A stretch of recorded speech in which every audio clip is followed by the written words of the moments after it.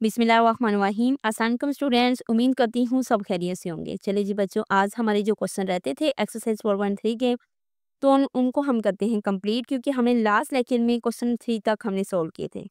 ठीक है, तो आज जो हमने क्वेश्चन सोल्व करने हैं ना, उसमें मैट्रिक्स इन्वर्जन मेथड है। ठीक है, हमने क्या करना है, इन्वर्जन से ही हमें पता चल रहा है कि हमने इन्वर्स फाइंड करना है किस चीज़ का, मैट्रिक्स का। ठीक है, तो कहता है the matrix inversion method is a way to solve. इसको सोल्व करने के लिए हम क्या करते हैं, सिस्टम ऑफ लीनियर इक्वेशंस हमारे पास होती हैं, और हमने यूज किस चीज़ को करना होता है, इनवर्स ऑफ अ मैट्रिक्स। मतलब कोई भी हमें उसने इक्वेशंस दी है ना, मतलब ये हमें उसने 3 इक्वेशंस दी हैं, उसने कहा है कि यूज करें इसको मैट्रिक्स इन्वर्जन मेथड से।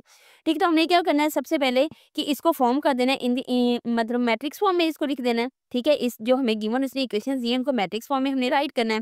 मैट्रिक्स फॉर्म में जब हम इसे राइट करेंगे तो ये हमारे पास ए होगा, मतलब मैट्रिक्स को हमने नेम दे दिया है कि ये हमारे पास ए है, ये हमारे पास एक्स है, और ये हमारे पास क्या है, बी है। अब हमने क्या करना है, इनवर्स फाइंड करना है। ए का हमने क्या किया है, इनवर्स फाइंड करना है। अब इनवर्स को हम किस तरह से फाइंड करते थे, ए का डिटर्मिनेंट तो हमें चाहिए होता है, क्योंकि हमने इनवर्स जब फाइंड करना होता है तो इनवर्स का हमारे पास फार्मूला क्या होता है, मतलब अगर हमने ए इनवर्स फाइंड करना है तो हमारे पास क्या होता है, अर्जॉइंट ए ओवर में ए का मक्ता, ये चीज होती है ना। तो वो कहते हैं कि सबसे पहले हमें क्या करना पड़ेगा, ए का डिटर्मिनेंट फाइंड करना। पहले मैंने क्या किया, ए का डिटर्मिनेंट यहाँ पे इसने फाइंड कर लिया।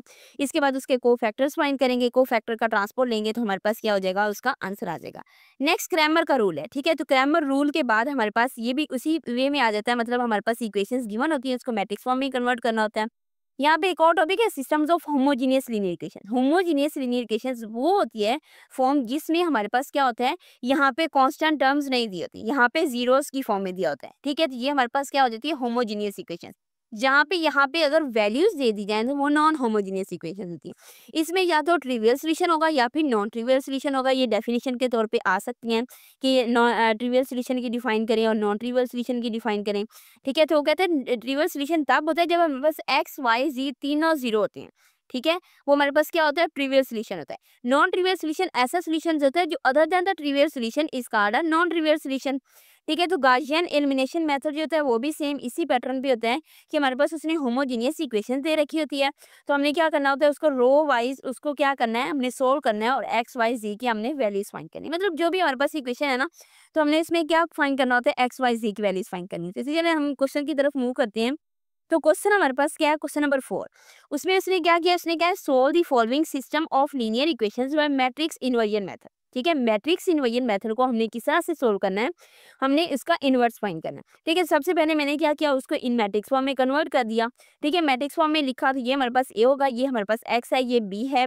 ठीक है, तो X is equal to A inverse B आ जाएगा। अब ए जो है हमने क्या करना है, इसको फाइंड करना है।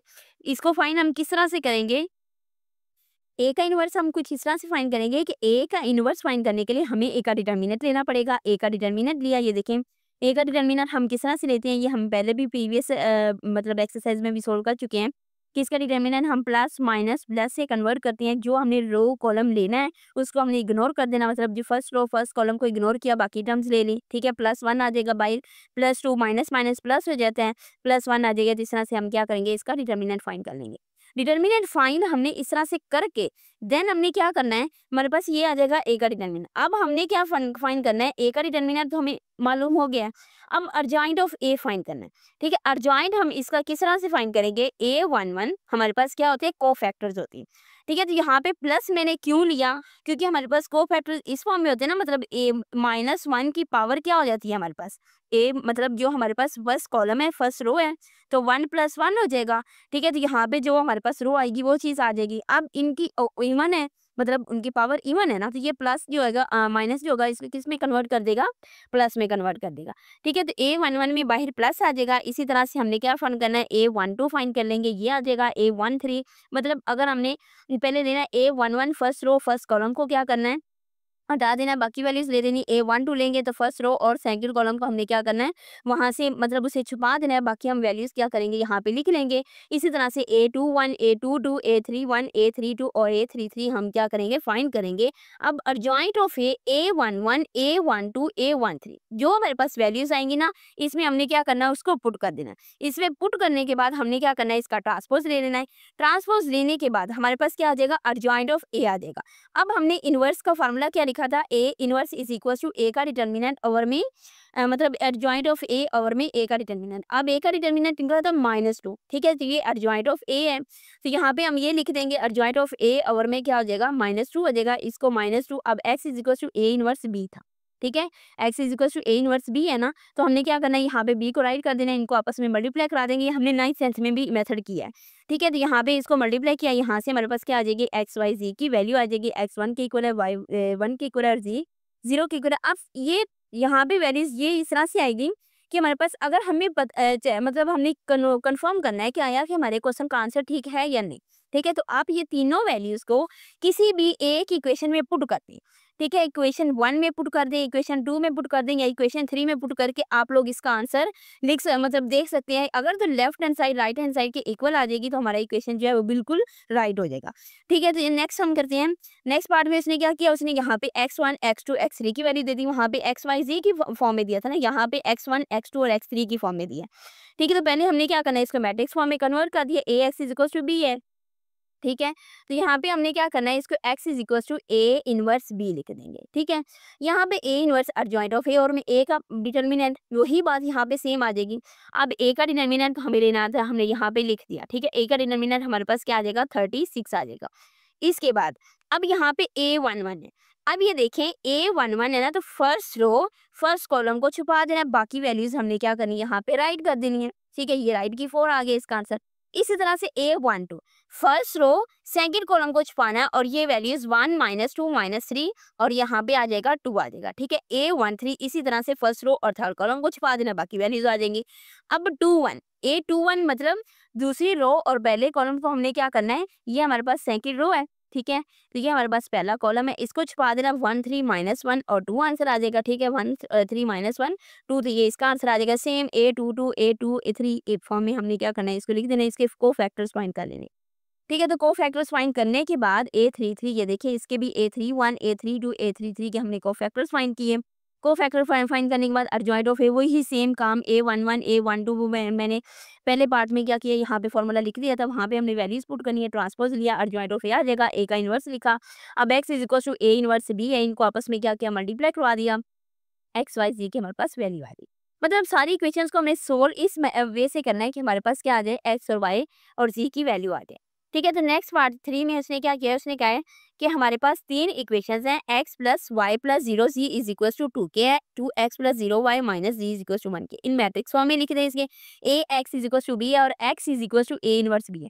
x इधर इसलिए लेकर आते हैं क्योंकि हमें चाहिए x1 x2 x3 या फिर x y z की वैल्यूज हमने फाइंड करनी, तो यहाँ पे हम क्या करेंगे, x is equal to a inverse b लिख देंगे, ठीक है। तो a का डिटर्मिनेंट पहले फाइंड किया, 1 1 0 2 0 -1 और 0 2 -3 आ जाएगा, ठीक है। तो यहाँ पे a का डिटर्मिनेंट फाइंड किया तो हमारे पास 8 आ गया। इसके बाद हमने को फैक्टर्स फाइंड करने, a11 a12 वही हम क्या करेंगे, फर्स्ट रो फर्स्ट कॉलम को छुपाते जाएंगे, सेकंड रो फर्स्ट कॉलम को छुपाते जाएंगे। तो इसी तरह से हमने क्या किया, a13 a21 a22 ये वैल्यूज हम निकालते गए, a23 a31 a32 और a33। इसी तरह हमने एडजॉइंट ऑफ ए यहाँ पे इसके फॉर्मूले में पुट कर दिया है, ठीक है। ये अब पुट इस तरह से किया, यहाँ पे हमारे पास हो जाएगा a11 a12 a13 a21 a22 a23, यहाँ पे a31 a32 a33 हमारे पास क्या हो जाएगी, इसकी फॉर्म बन जाएगी, ठीक है। तो नेक्स्ट हमने क्या करना है, ए इनवर्स एडजॉइंट ऑफ ए और में ए का मक्ता यहाँ पे इसको पुट कर देंगे, ठीक है। तो 1/8 आ जाएगा यहाँ पे, तो ये वही सेम पैटर्न हमने करना है कि x is equal to A inverse B है, तो यहाँ पे उसमें पुट करेंगे वैल्यूज को, ए इनवर्स बी आ जाएगा, ठीक है। तो X Y Z I is equal to 1/8 है, तो यहाँ पे ए इनवर्स की वैल्यू और यहाँ पे बी आ जाएगा, इनको आपस में मल्टीप्लाई किया तो हमारे पास क्या फॉर्म बन जाएगी, एक्स वाई जी की। इनको आपस में क्या किया, हमने मल्टीप्लाई करवाया, 8 जो है इसको डिवाइड करेगा, ये देखिए इनको एड अप किया तो हमारे पास 8 आ गया, 8 पे डिवाइड करेंगे तो 1 1 सबका आंसर आ जाएगा, x1 y1 x1 के इक्वल आ जाएगा, ठीक है। तो नेक्स्ट हम करते हैं क्वेश्चन नंबर 5 को। तो क्वेश्चन नंबर 5 में उसने कुछ ये मेथड पूछे, उसने कहा है कि solve by reducing augmented matrix to echelon form and the reduce echelon form, ठीक है। तो हमने कोई भी इक्वेशंस है ना, तो उसको पहले हम एक्चेलॉन फॉर्म में ही कन्वर्ट करते हैं, ठीक है। एक्चेलॉन फॉर्म से रिड्यूस एक्चेलॉन फॉर्म में जाते हैं। अब यहाँ पे रिड्यूस एक्चेलॉन फॉर्म का मेथड जो है वो इजी है, ठीक है। रिड्यूस एक्चेलॉन फॉर्म का मेथड क्या हमारे पास इजी है, एक्चेलॉन फॉर्म का मेथड इजी है। वहाँ पे हमने क्या करना होता है, 3 इक्वेशंस बन जाती है हमारे पास, वहाँ से हमने क्या करनी है, इसकी वैल्यूज निकालनी है।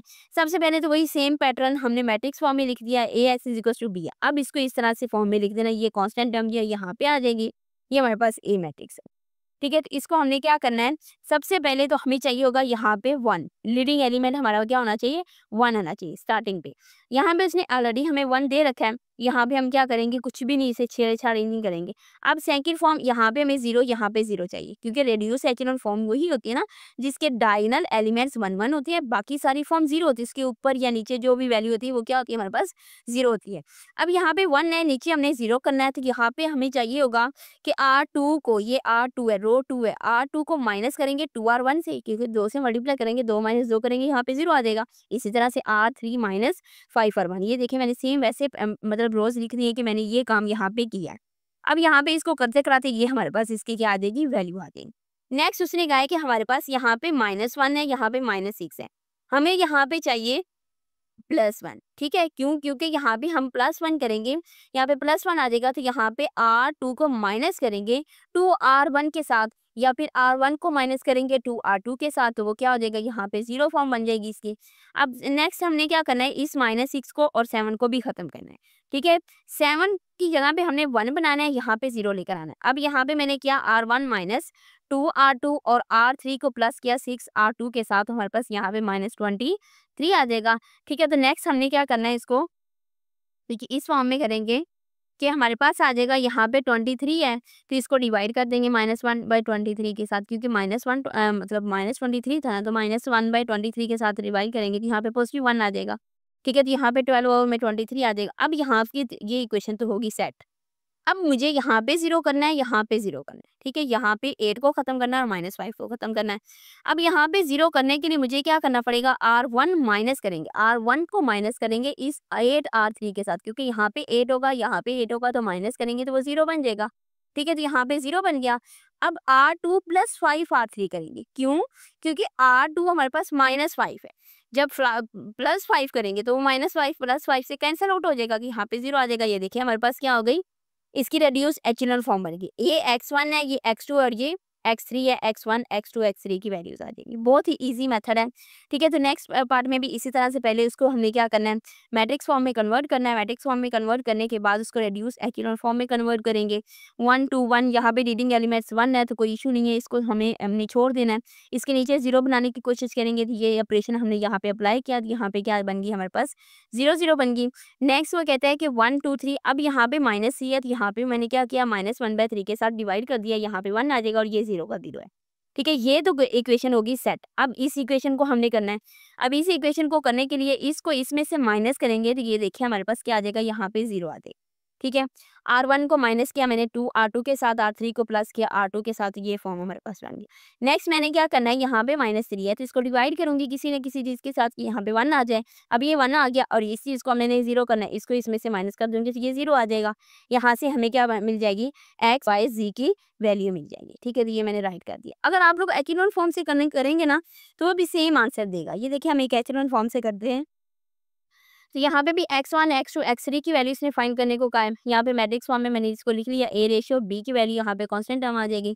पहले इस पे ऑपरेशन अप्लाई करेंगे। यहाँ पे रीडिंग एलिमेंट 1 है, तो इसको कोई इशू नहीं है, नीचे इसके 0 करना। R2 माइनस 2R1 करेंगे क्योंकि यहाँ पे 2 है। R3 माइनस 3R1 करेंगे क्योंकि यहाँ पे 3 है, इसको माइनस किया, ये 0 आ गया, हमारे पास ये फॉर्म बन गई।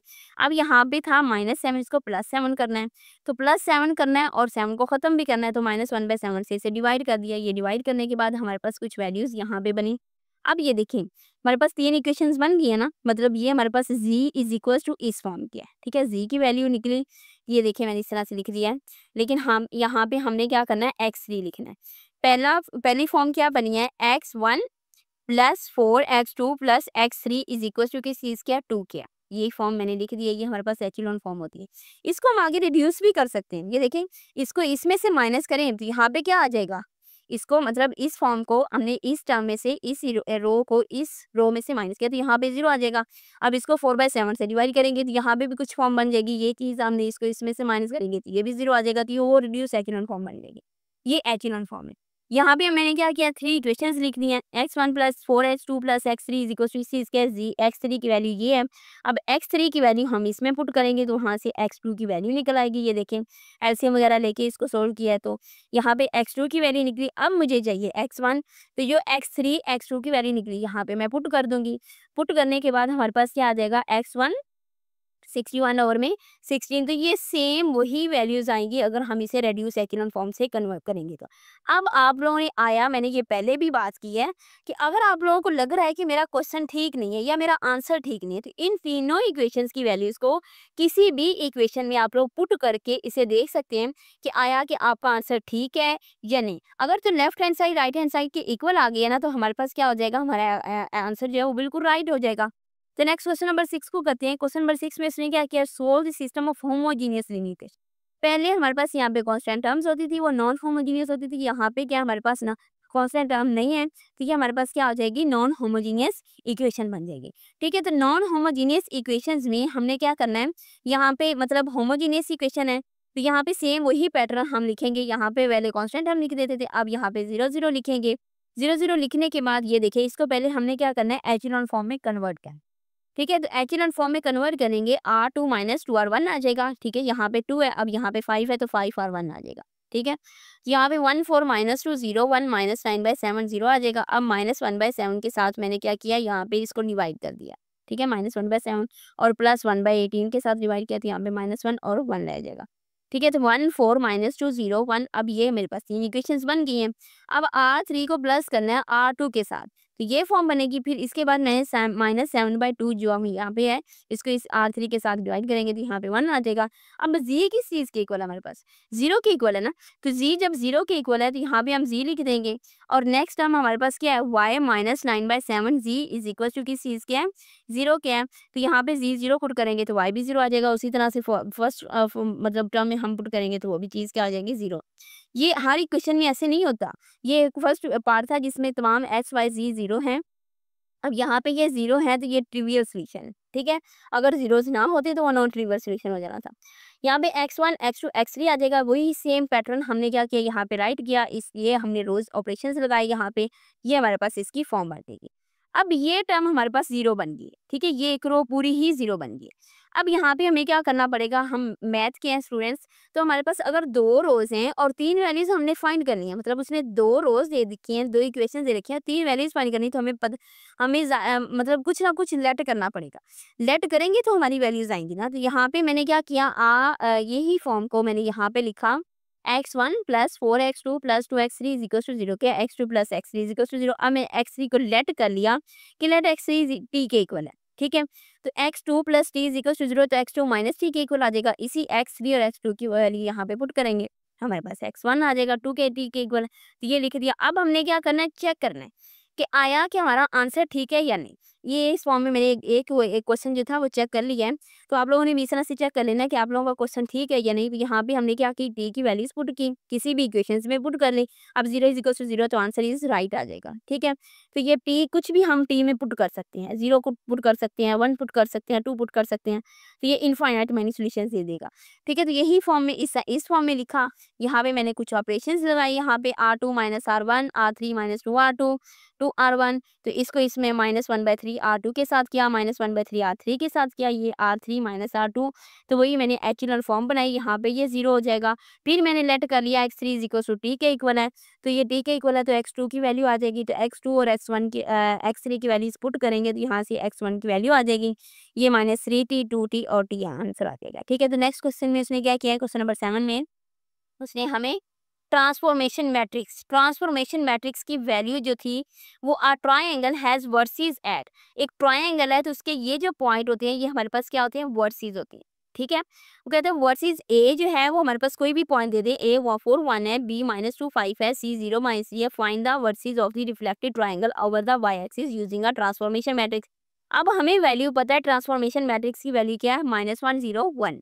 ठीक है, तो ये आप लोग देख लीजिएगा, ट्रांसफॉर्मेशन मैट्रिक्स की भी वैल्यू होती है, रिफ्लेक्टेड ट्राइंगल की भी वैल्यू होती है, वहाँ पे गिवन है मतलब बुक में। अब यहाँ पे ए उसने जो भी हमें उसने वैल्यूज दी है, इसको हमने क्या करना है, मैट्रिक्स फॉर्म में लिख देना है। ठीक है, तो ये मैंने क्या किया, इसको कॉलम्स और रो की फॉर्म में लिख दिया, ए बी है। ठीक है, तो ए प्राइम फाइंड करेंगे तो ये ट्रांसफॉर्मेशन मैट्रिक्स को इस चीज़ से मल्टीप्लाई करवा देंगे ए के साथ, बी प्राइम करेंगे तो इस चीज़ के साथ मल्टीप्लाई करवा देंगे, ये हमारे पास आंसर आ जाएगा। सी प्राइम को इस चीज़ के साथ, तो हमारे पास A prime B prime C prime, ये क्या हमारे पास ट्रांसफॉर्मेशन मैट्रिक्स। मतलब हमारे पास एक उसने ओरिजिनल मैट्रिक्स दिया था, अब हमने उसे ट्रांसफर करना है। ठीक है, ट्रांसफॉर्मेशन मैट्रिक्स की वैल्यू आप लोगों ने देख लेनी है, -1 0 1 है, इस चीज़ के साथ मल्टीप्लाई करवा देंगे तो वो ट्रांसफर हो जाएगा। ठीक है, तो यहाँ पे क्वेश्चन नंबर 8 में देखिए, the point A is map to 30 20 -5 by the scaling matrix. अब ये जो पॉइंट उसने पी दे रखा है, ये उसने पी पॉइंट दिया और ये हमारे पास क्या है, ए प्राइम है। ठीक है, तो हमारे पास क्या आ जाएगा, find coordinate of A. Coordinate A क्या है, लेट कर ले। अब हमें कोऑर्डिनेट्स का नहीं उसने बताया, जाहिर बात है एक्स वाई जी की वैल्यू है, तो मतलब हमें उसने तीन वैल्यूज दी है, मतलब 3 रोज और 3 कॉलम्स दे रखे हैं। यहाँ पे एक्स वाई जी आएगा, तो यहाँ पे X Y Z for mapping के लिए हमने क्या किया, ये हमारे पास पी है, ये हमारे पास ए और ये हमारे पास ए प्राइम हो जाएगा। P A is equal to A prime, ये उसने क्वेश्चन में ही हिंट दे रखा है क्वेश्चन नंबर 8 में। तो यहाँ पे हमने क्या करना है, फॉर एक्स के लिए करेंगे तो -5 एक्स इज इक्वल टू 30 के है, क्यों, क्योंकि यहाँ पे 0 है। इस -5 वाई इज इक्वल टू किस चीज के है, 20 के है। -5 जी इज इक्वल टू किस चीज के है, -5 के है। तो यहाँ से हमें एक्स वाई जी की वैल्यू फाइंड हो जाएगी। तो ये हमारे पास ए जो है इसके कोऑर्डिनेट्स ऑफ ए आ जाएगा। ठीक है, तो नेक्स्ट क्वेश्चन नंबर 9 में देखिए, उसने कहा find the equations of the an image of the curve with equation Y is equal to X के है। ये क्या हमारे पास पैराबोला होता है। ठीक है, ये इस फॉर्म में होता है, अगर हम इसका ग्राफ ड्रा करें ना तो ये पैराबोला इस फॉर्म में हो जाता है। ठीक है, तो वो कहते हैं under the transformation with associated matrix. अब उसने खुद दे रखा है 1 2 3 4। ओरिजिनल कोऑर्डिनेट्स का भी हमें नहीं पता, ट्रांसफॉर्मेड कोऑर्डिनेट्स का भी हमें नहीं पता। अब हमने क्या करना, खुद से रेड कर लेना है कि हमारे पास जो ओरिजिनल आया कि ओरिजिनल कोऑर्डिनेट्स एक्स वाई हैं और ट्रांसफॉर्म मैट्रिक्स जो है वो हमारे पास क्या है, एक्स प्राइम वाई प्राइम है। ट्रांसफॉर्मेशन मैट्रिक्स उसने गिवन दे रखा है 1 2 3 4 के इक्वल है। ठीक है, तो नेक्स्ट हमने क्या करना है, इसको इसी फॉर्म में लिख देना है। ये एक्स वाई और ये एक्स प्राइम वाई प्राइम है, इसकी इक्वेशंस बना लेंगे। X plus 2 Y is equal to X prime है, 3x plus 4y is equal to Y prime है, इक्वेशन 1 इक्वेशन 2। फ्रॉम 1 को पकड़ेंगे, वहां से x की वैल्यू फाइंड करेंगे, पुट कर देंगे इक्वेशन 2 में। ये देखिए पुट इन 2 में किया, तो यहाँ पे हम पुट करेंगे तो हमारे पास y की वैल्यू आ जाएगी। यहाँ से y की वैल्यू हम क्या करेंगे, इसी x में पुट कर देंगे। ठीक है, तो x में पुट की तो हमारे पास ये एक्स स्क्वायर। अब यहाँ तक हमने क्या किया, x में पुट की तो ये वैल्यू से आ गई हमारे पास। ठीक है, तो अब y इक्वल था किस चीज से, हमें उसने इक्वेशन खुद गिवन दी थी कि y इक्वल है एक्स स्क्वायर के, तो y इस टर्म के इक्वल है, x इस टर्म के इक्वल है, तो उसका स्क्वायर कर देंगे। बस यही हमारे पास क्या हो जाएगा, इसका आंसर आ जाएगा। क्वेश्चन नंबर 10 में उसने कुछ पॉइंट्स मतलब दिए, हमें एक वर्ड दिया है, उस वर्ड को हमने क्या करना है, अल्फाबेट्स की मदद से हमने इसे सोल्व करना है। अब वो कहता है use the matrix A to encode, एक कोड दिया उसने, मैसेज किया है कीप इट अप। ठीक है, उसने मैसेज किया है कीप इट अप। वो कहते हैं where letters A to Z are corresponding to the number 1 to 26। ठीक है, 26 ही अल्फाबेट्स होती है ना। अब कीप इट अप, कीप के हमने देखना है कि अल्फाबेट में कौन से नंबर पे है, ई किस कौन से नंबर पे है, पी कौन से नंबर पे है, आई कौन से नंबर पे है, टी कौन से नंबर पे है, यू और पी के कौन से नंबर पे है। ठीक है, तो हमने इसको कुछ इस तरह से देखना है। ये देखिए कीप इट अप मैंने लिख दिया। अब के मैंने क्या किया कि ए बी सी देख लें, A B C D E F G H के किस चीज़ पे आता है, 11 पे आता है। ठीक है, ई 5 पे आता है, ई 5 पे, पी क्या है 16 पे, आई 9 पे और टी 20 पे, यू 21 पे, पी 16 पे। अब ये 0 मैंने क्यों लिखा, ये मैं अभी बताती हूँ कि क्यों लिखा मैंने 0। यहाँ पे देखिए उसने 3/3 का मैट्रिक्स दे रखा था। ठीक है, 3 रोज है 3 कॉलम्स है। अब मैंने क्या करना है कि इनके 3 मतलब 3 के क्या करने हैं, पेयर बना लेने हैं। ए बी जो है वो हमारे पास 11 5 5, ये मैंने बी इसलिए लिया क्योंकि ए तो उसने खुद दे रखा है कि ये ए हमारे पास मैट्रिक्स है। ठीक है, तो बी यहाँ पे लिखा, ये 3 का मैट्रिक्स बन गया, ये 3 का मैट्रिक्स। अब ये 3 नहीं है, यहाँ पे हमने थर्ड मैट्रिक्स 0 बना देना है। ठीक है, खुद से हमने क्या करना है, यहाँ पे 0 बना देना है। अब ट्रांसफॉर्मेशन मैट्रिक्स जो था उसने गिवन दे रखा था, यहाँ पे ये ट्रांसफॉर्मेशन मैट्रिक्स लिख दिया। अब बी है तो बी प्राइम फाइंड करेंगे। ठीक है, बी है तो बी प्राइम किस तरह से फाइंड करेंगे, ये ट्रांसफॉर्मेशन मैट्रिक्स ए जो है इसको इसके साथ मल्टीप्लाई करेंगे। ये देखें मल्टीप्लाई किया, फर्स्ट रो को पकड़े सबके साथ मल्टीप्लाई किया, फर्स्ट सेकंड रो को पकड़े सबके साथ, थर्ड रो को पकड़े सबके साथ, ये देखें एड अप करके ये हमारे पास कॉलम बन जाएगा। सी प्राइम को पकड़ा इसी तरह से मल्टीप्लाई करवा दिया, डी प्राइम को पकड़ा इसी तरह से इसके साथ क्या किया हमने मल्टीप्लाई करवाया, तो ये हमारे पास क्या आ जाएगा, आंसर आ जाएगा। अब उसने क्या किया है, उसने क्या है कि मैसेज उसने कर दिया है। अब आप लोगों ने खुद बताना है कि उसने जब मैसेज किया है वो क्या थी, नंबरिंग क्या थी, उसका कोड क्या था। अब डी कोड करना है हमें। ठीक है, वो था इन कोड, ये है डी कोड। द मैसेज ये उसने फॉर्म दिया that was encoded using matrix, उसने ये मैट्रिक्स यूज किया है। where the number 1 to 20 z correspond to a to z and 27 is representing space है। अब 27 जो है वो इसकी स्पेस है।